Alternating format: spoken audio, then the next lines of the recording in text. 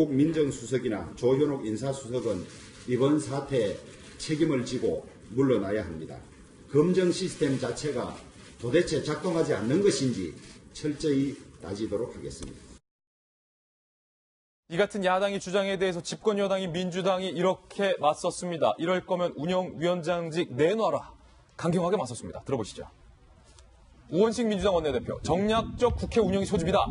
단호히 반대한다. 한국당은 더 이상 여당이 아니다. 운영위원장을 여당에 즉각 넘겨라 라고 맞서고 있습니다. 조국 수석 출석에 부정적인 입장을 밝힌 셈입니다. 박홍근 민주당 원내수석 부대표도 이렇게 말했습니다. 한국당은 지난 정권 내내 민정수석의 국회 출석을 막아오지 않았냐? 그런 한국당이 조국 수석을 국회에 부르겠다는 건 앞뒤가 맞지 않는다 라고 밝혔고요. 청와대 관계자도 이렇게 얘기했습니다. 민정수석의 출석과 관련해서 인사검증과 관련해서 민정수석이 국회에 출석한 적이 없다. 그러니까 야당이 아무리 요구하더라도 민정수석, 조국 수석을 국회로 보내는 일은 없을 것이다. 라는 얘기까지 유추해 볼 수 있는 건데요. 김우식 교수님, 오늘 이제 야당이 운영위를 열 수는 있어요. 연다는 거고 네. 거기서 조국 수석 나와라 하는 건데 청와대에서와 여당에서는 안 보낸다는 거고 이 상황이 심각해져요. 일단 야당의 정치 공세 성격이 강하고요.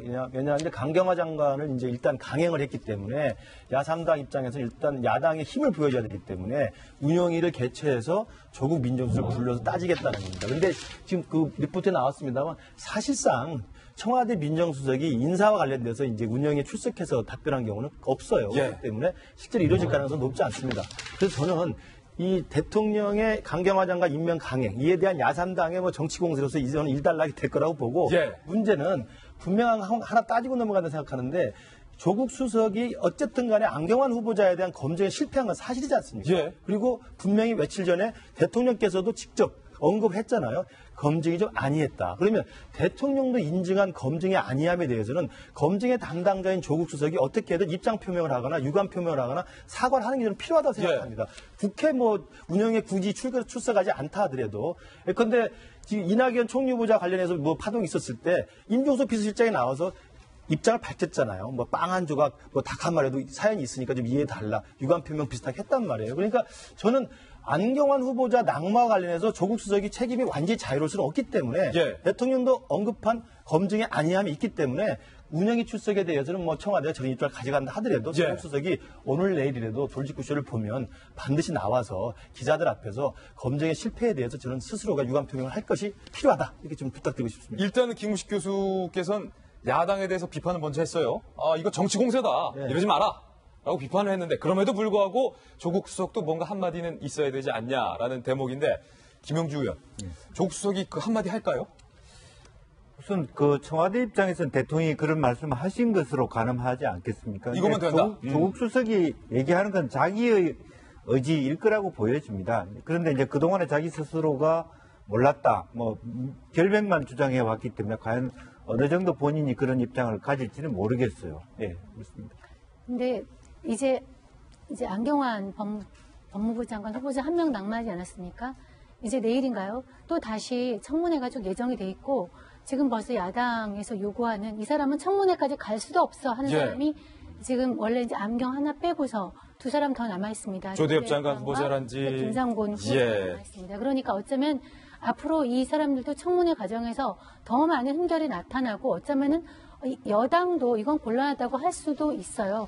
그러면 뭉뚱그려서 조국 수석이 책임을 지는 그런 사태도 있기 때문에 하나 가지고는 지금 나오라 말라. 예를 들어서 정말 누구 말대로 100점 중에 지금 하나 한결이 나왔는데 나오라고 하는 거는 좀 그렇고 상황을 지켜볼 필요가 있을 것 같습니다. 네, 지금 전반적인 의견이 여러분들의 의견이 야당의 이 조국 수석에 대한 건 정치 공세다라는 의견 같아요. 김병민 박사님, 네.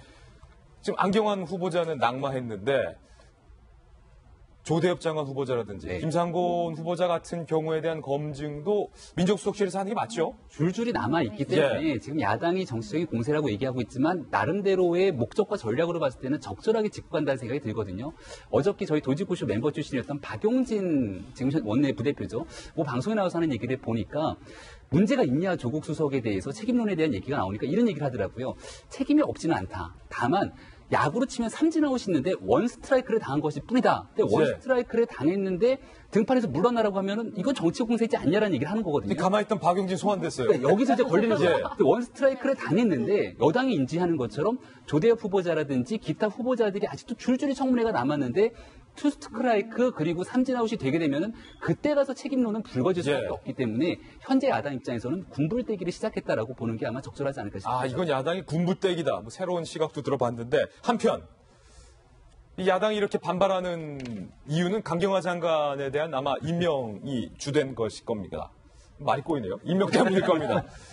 일단은 그래도 대통령의 권한이 장관을 임명할 수 있는 권한이니까 임명된 이후에는 그 권한에 대한 존중도 필요할 것 같은데 김 변호사님, 네. 어제 저희 도지구쇼에서 강경화 장관이 그랜저나 체어맨 안 타고 네네. 소나타를 타겠다라는 소식 전해드렸는데 네. 어제 실제로 퇴근길에 소나타를 타고 퇴근했다고요. 그 이후에 외교부 반응이랄까요? 나왔습니까 오늘?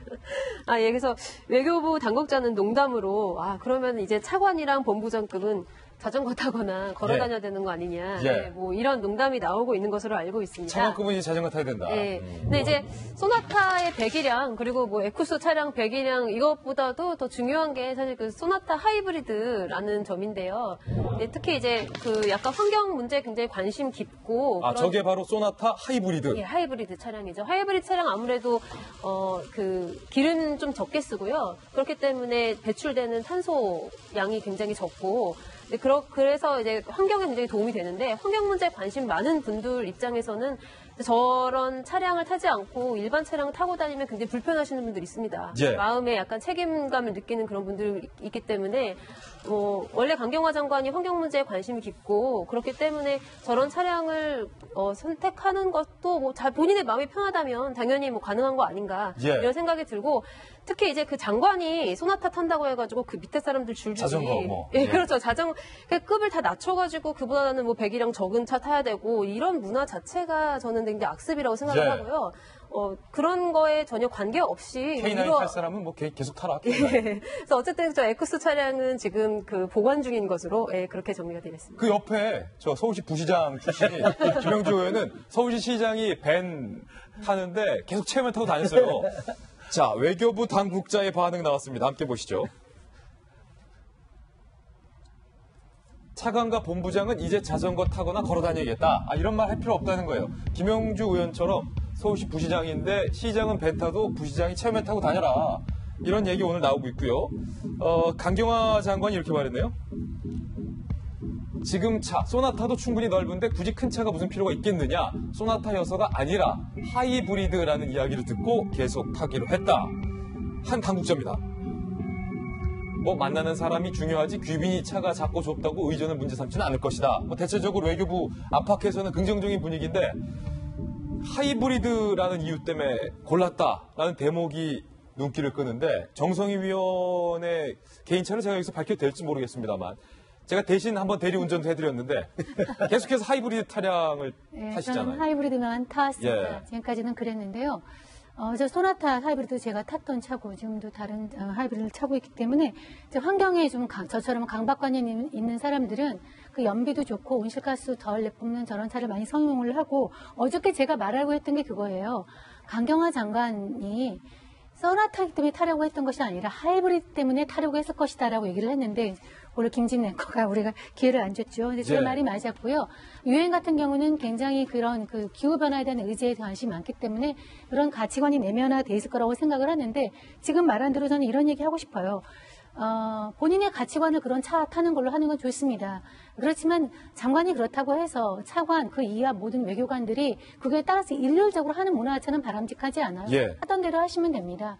그리고 강경환 장관은 한테 이제 드리고 싶은 말은 저렇게 차를 타서 본인의 스타일이나 이미지를 보여주는 것도 좋지만은 외교부 장관으로서의 할 일을 정말 잘하는 것이 국민이 저런 스타일보다 더 바라는 것이다. 이런 얘기를 하고 싶고요. 그다음에 나머지 분들도 장차관들도 본인의 상황에 따라서 하면 됩니다. 옛날에 윤성교 장관 같은 경우는 세종시라고 서울시 왔다 갔다 하는데 작은 차 타다가 너무 힘드니까 큰 차로 바꿔 탔거든요. 그런 상황에 따라서 하면 되는데 그 자체가 하나의 커다란 도구마나 그런 것이 되면 안 된다는 얘기, 그런 얘기를 하고 싶습니다. 예.